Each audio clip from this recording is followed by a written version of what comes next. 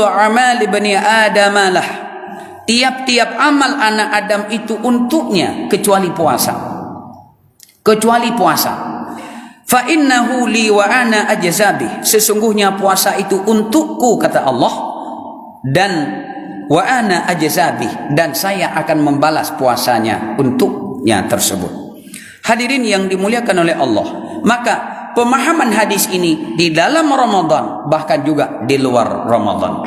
Hadirin yang dimuliakan oleh Allah, lebih menurut Ibnu Hajar, lebih daripada 50 qaul para ulama, lebih daripada 50 qaul para ulama yang menafsirkan hadis ini tentang bagaimana maksud kiban, maksud puasa itu untukku kata Allah, dan akulah yang akan membalas.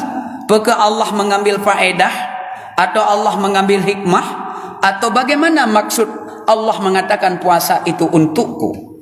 Hadirin yang dimuliakan oleh Allah Subhanahu wa taala, di antara pemahaman 50 perkataan para ulama tersebut nepegah menyah amalan-amalan yang lain.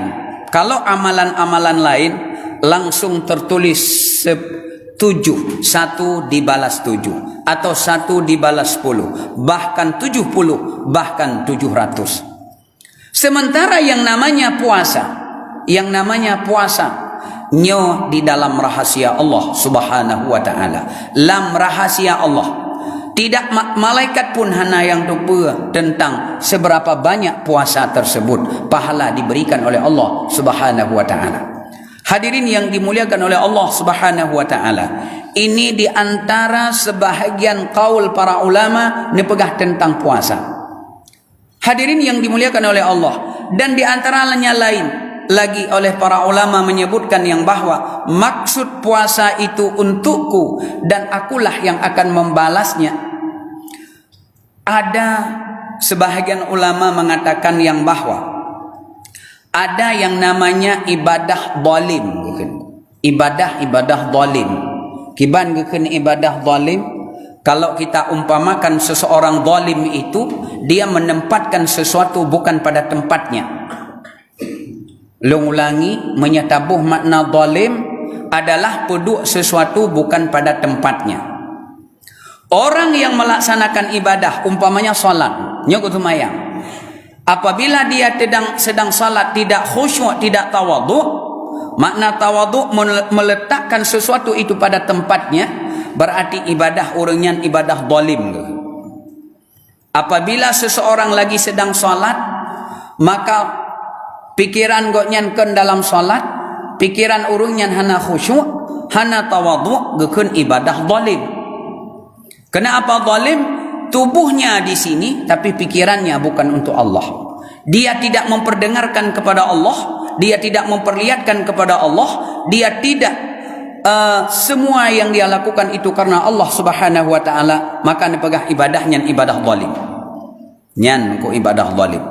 Kalau ibadah zalim berarti bagaimana murka Allah kepada orang-orang yang zalim.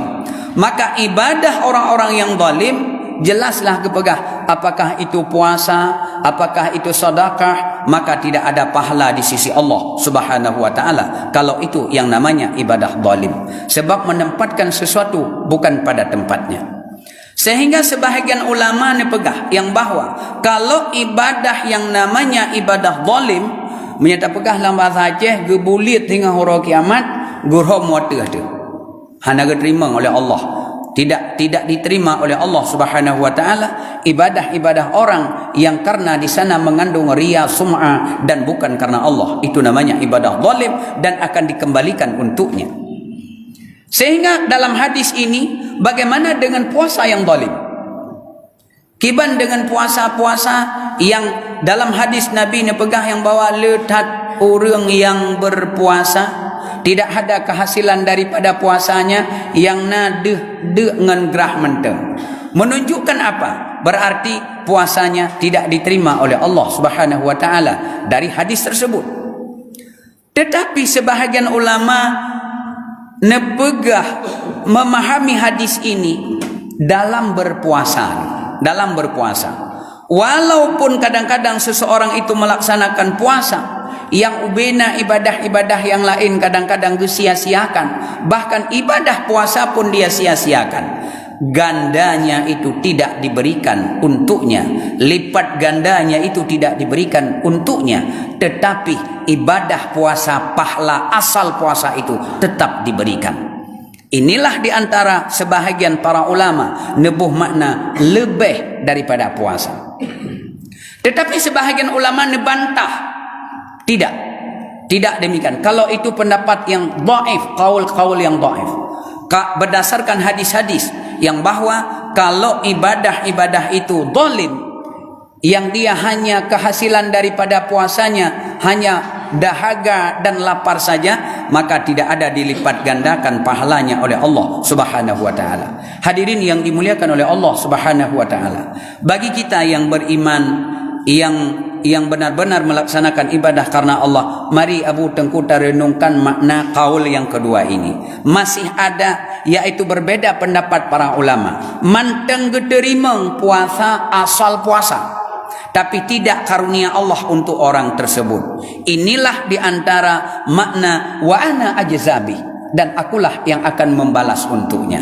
Tetapi walaupun ada perbedaan pendapat para ulama tentang pemahaman yang kedua ini, baik tacok mufhum menoma kepegah hidungku caramah bak 6 Ramadan, ada api hana amal yang lain, ada api puasa yang penting tende ngan gerah menteng kajit na merumpak pahala, cuma ganda saja hana kajit nyan menteng pantang tat tapekabeh dalam ketentuan Allah. Pantang tat tapekabeh bak tapubut saboh-saboh amalan kepada Allah Subhanahu wa taala. Hadirin yang dimuliakan oleh Allah, yang maksud di sini begitulah kelebihan yang namanya berpuasa, baik yang namanya puasa Ramadan atau di luar Ramadan. Hadirin yang dimuliakan oleh Allah Subhanahu wa taala, itulah di antara dua kaul yang dari sekian banyak pemahaman penafsiran tentang, yaitu 50 kaul tentang tiap-tiap amal anak Adam untuknya kecuali berpuasa. Hadirin yang dimuliakan oleh Allah, tetapi kita kaitkan dengan hadis-hadis Rasulullah sallallahu alaihi wasallam dan ayat Allah. Menyata pegah ayat Allah, ya ayyuhalladzina amanu kutiba alaikumusiyam. Wahai urung-urung yang beriman, gepu wajib kepada gata puasa lagi yang kali gepu wajib kepada orang-orang sebelum kamu. Min la'allakum tattaqun, pasti kamu akan menjadi orang yang bertakwa. Takwa adalah menjunjung tinggi perintah Allah dan melaksanakan, meninggalkan larangan Allah Subhanahu wa taala. Nyan geken takwa. Orang yang berpuasa, dia akan dijamin oleh Allah menjadi orang bertakwa. Dijamin oleh Allah jid ke orang takwa. Man na godong ku orang dengan kepuasa, lang puasa hana takwa dah. Mulai dari le maghrib gedua bagim tuha muda sama sampai tahu golom tengen dengan game-nya. Sama saja menyata pegah anak miat ino. Anak miat kalah okey permainan ji. Ino ada orang tuha ada kalah. Apakah saya itu fitnah? Tidak. Saya melihat sendiri di warung-warung bagian khusyuk gegedu gekalan mematah hana meklep bak gekalan game. Hadirin yang dimuliakan oleh Allah Subhanahu wa taala. Kenapa demikian? Bahkan menandengku nepegah mana orang puasa takwa? Apakah salah ayat Allah? Tengku ayat Allah mengatakan ya ayyuhalladzina amanu. Hai orang-orang yang beriman pun lagi pegah. Iman itu adalah yakin. Oleh yakin gepegah dengan babah tu. Leh dengan babah gepubut dengan anggota. Itu iman. Semua apa yang disampaikan oleh Allah kepada Nabi, baik Nabi sebelum Nabi Muhammad atau setelah Nabi Muhammad sallallahu alaihi wasallam, yang dibawa oleh Nabi Muhammad kepada para ulama, dia yakin yang beriman. Maka orang yang beriman, kalau dalam pelaksanaan puasa maka dia akan menjadi orang yang takwa, meiman. Dalam hadis yang lain, man shoma ramadhana imanan wa ihtisaban. So mantang yang berpuasa dalam bulan Ramadan, gekelam iman wa ihtisab. Iman, beriman dan wahtisab. Meiman dan penuh muhasabah diri, penuh mengintrospeksi diri niku. Geluh drawago. Ya Allah iban ya Allah puasa alunnya ya Allah. Menan na salah ya Allah lung kalon laginyo. Na butuh ya Allah ibadah lungnyo. Penuh muhasabah diri. Maka barulah Allah hadis Nabi menutupkan ghufira lahu ma taqaddama min zambi. Ayat Allah, hadis Rasulullah dengan banyak hadis-hadis yang lain berarti sangat ketergantungan. Barulah puasa ini diberi pahala oleh Allah Subhanahu wa taala bagi urung-urung yang urungnya betul-betul yaitu karena Allah Subhanahu wa taala. Ada nanti pada saat setelah kita melaksanakan zakat kepegah, puasanya terkatung-katung dulu. Puasanya menggantung di antara langit dengan bumi kecuali setelah seseorang itu melaksanakan zakatnya. Tentulah menyepuasanya hanapah ada zakat haiti mengonci. Puasa hanapah niku. Puasa aku tahu. Pane mungkin zakatnya ya baba Allah kemenancipnya terfikir secara logika. Dalam keterangan yang lain menonu kono baga. Man fattara shaiman. So manteng yang bersedekah. Yang bersedekah itu dia untuk orang berbuka puasa. Ya, nyon dipegah oleh Allah kutiba lahu mislu ajri. Maka untuk orang tersebut diberikan seumpama misil pahala orang yang berpuasanya. Mamanya sempat orang yang tanyojuk sedekah menu, tanyojuk sedekah, pahala orangnya hana kiban gelipat ganda. Kan hana mungkin gelipat ganda. Makanya disinilah menunjukkan yang bahwa nanekun menon haram tabi zakat ke urung-urung hana ibadah. Walau zakat tersebut tidak sah. Walau zakat tersebut sah.